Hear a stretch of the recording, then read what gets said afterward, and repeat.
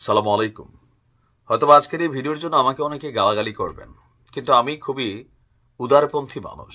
আমি মনে করি বাংলাদেশ আমি, আপনি, আমরা সকলের, প্রত্যেক ধর্ম, বর্ণ, মতের মানুষ যারা আছে প্রত্যেকের। সাম্প্রতিক সময়ে গেল 5ই আগস্টের পরে আমরা একটা গ্রুপকে দেখতে পাচ্ছি যারা নাম দিচ্ছেন তৌহিদি জনতা। আসলে এই তৌহিদি জনতা কোন রাজনৈতিক প্ল্যাটফর্মকে সামনে আনে অথবা কোন গোষ্ঠীকে সামনে আনে সেইটা আমার জানা নেই। তারা কি কৌমি, তারা কি হেফাজতি, তারা কি চরমোনাই, তারা কি জামাত ইসলামী, তারা কি ইসলামী আন্দোলন বাংলাদেশ, মানে কোন গ্রুপটা? যেহেতু তৌহিদি জনতা একটা ব্র্যান্ডেড নাম করা হচ্ছে, তো সেই ক্ষেত্রে আসলে এটা কোনো সংগঠনকে রিপ্রেজেন্ট করে কিনা এইটা একটু জানা জরুরি। কারণ 5ই আগস্টের পরে বিভিন্ন জায়গায় বেশ কিছু কর্মকাণ্ড ঘটছে যেগুলোর পরে বলা হচ্ছে তৌহিদি জনতা। যেমন আমরা যদি ধরি যে যেমন ধরেন মাজার ভাঙা হয়েছে বাংলাদেশে অনেকগুলা, নাম কাদের? তৌহিদি জনতা। কোন সেই তৌহিদি জনতা? আর এই তৌহিদি জনতারা গেল কয়েক মাসের মধ্যে এতগুলা মব জাস্টিসের মধ্যে তাদের ভূমিকা তৈরি হচ্ছে, স্লোগান হচ্ছে আমরা তৌহিদি জনতা। তো এই তৌহিদি জনতা কি মব জাস্টিস করার জন্য সামনে আসছে? এই তৌহিদি জনতা কি মানে তাদের মতের বিরুদ্ধে কোনো কথা বলে তাদেরকে ধরে মাইরধরের জন্য, লুটপাট ভাঙচুরের জন্য সামনে আসছে? এই যখন তৌহিদি জনতার ভূমিকা, জনগণের মধ্যে প্রশ্ন ওঠে এই তৌহিদি জনতা ভাই কারা? আমরা তো আগে এদের দেখি নাই। তাহলে এই তৌহিদি জনতার রিপ্রেজেন্টটা বর্তমান যেই গণ অভ্যুত্থান পরবর্তী যে বাংলাদেশ, এই বাংলাদেশকে কি পজিটিভলি ভাইব্রেশন করছে নাকি নেগেটিভলি করছে? শতভাগ নেগেটিভলি করছে। কেন? আমাদের মতের বিরুদ্ধে গেলে আমরা তৌহিদি জনতা নাম দিয়া ভাঙচুর, লুটপাট, মাজার ভাঙ্গো, এটা ভাঙ্গো, সেটা। আমি পছন্দ করি না ব্যক্তিগতভাবে মাজার, কিন্তু যারা করে এটা তাদের তো অধিকার। এরকম বিভিন্ন কর্মকাণ্ডে তৌহিদি জনতার ইস্যু যখন সামনে আসছে, তখন আমি ধন্যবাদ দিই আমাদের এই সরকারের মাস্টার মাইন্ড যিনি আছেন মাহফুজকে, তার একটা কথার কারণে। তিনি ফেসবুকে একটা পোস্ট দিয়েছিলেন, এরপর তিনি নানান মন্তব্য আসছে, তো তিনি আরেকটা পোস্ট করছেন যে যারা নিজেদের তৌহিদি জনতা পরিচয় দেন আপনাদের আমি সতর্ক করছি, হুমকি দিচ্ছি না কিন্তু সতর্ক করছি। তো কেন সতর্ক করছেন?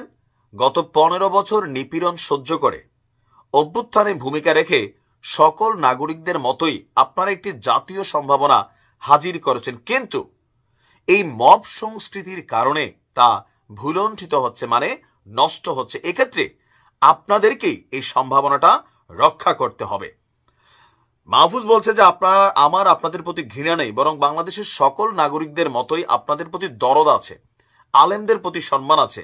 আমি নিজে বিশ্বাসী মুসলিম হিসাবে তৌহিদবাদী, কিন্তু কেউ তৌহিদের নামে উগ্রতা দেখালে সেটার আসন্ন পরিণতি সম্পর্কে সাবধান করা ও সুনাগরিক এবং দায়িত্বশীল ব্যক্তি হিসাবে আমার কর্তব্য মনে করছি।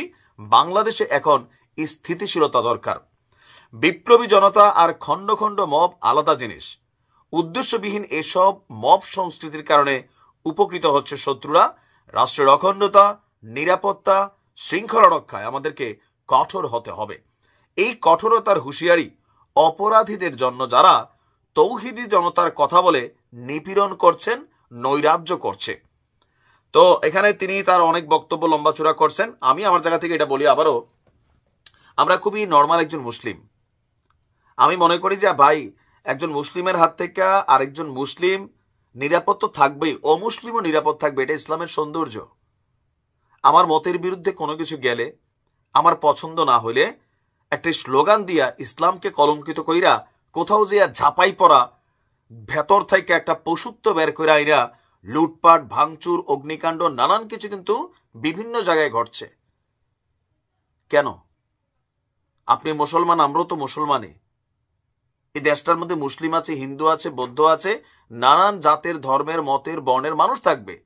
গণতন্ত্র, what is the meaning of গণতন্ত্র? যে একজন লোকের মন চাইছে হাফ প্যান্ট পইরা হাঁটবে, আপনি হয়তো পায়জামা পাঞ্জাবি পরতেছেন, আপনারটা আপনি পইরা হাঁটেন, ওই হাফ প্যান্ট পরা লোকের আপনি বাধা দিতে পারবেন না। তবে হ্যাঁ, শালীনতার বিষয়ে কেউ যদি জাইঙ্গা পইরা হাঁটে, সেই ক্ষেত্রে আমরা নাগরিক হিসাবে প্রতিবাদ করতে পারি। কিন্তু প্রতিবাদের ভাষা কি?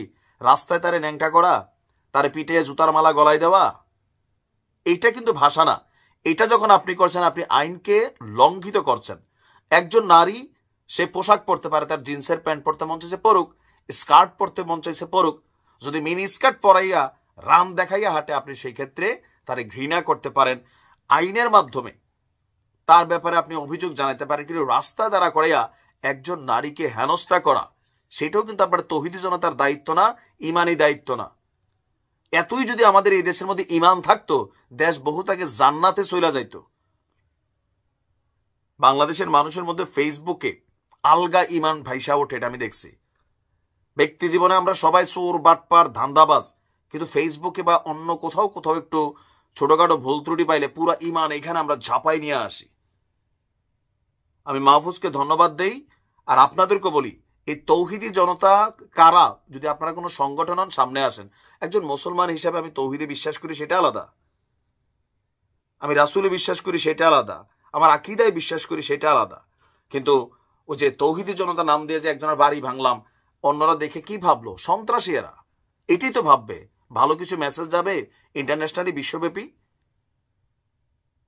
এর উপরে অনেকে আমরা ইসলামের ড্রেসগুলারে ব্যবহার করতেছি, পাঞ্জাবি, টুপি। বহির্বিশ্ব কি দেখছে, বিধর্মীরা কি দেখছে, এগুলাকে কন্ট্রোল করা দরকার শক্ত হাতে। আইন আছে, সরকার আছে। আপনার কোনো অভিযোগ থাকলে আইনের কাছে যান। আপনার আইন হাতে তুলে নেওয়ার অধিকার নাই। এগুলো শক্ত হাতে বন্ধ করতে হবে। ডক্টর ইউনূস নির্দেশ দিচ্ছেন, উপদেষ্টারা নির্দেশ দিচ্ছেন। আমরাও মনে করি আমাদের জায়গা থেকে সচেতন হতে হবে, না তো এই খেলা আপনার উপর ফিরে আসবে, মনে রাখেন। তখন আর এই তৌহিদি জনতা বইলা মানুষের কাছে সিম্পেথি পাওয়া যাবে না। ভালো থাকুন।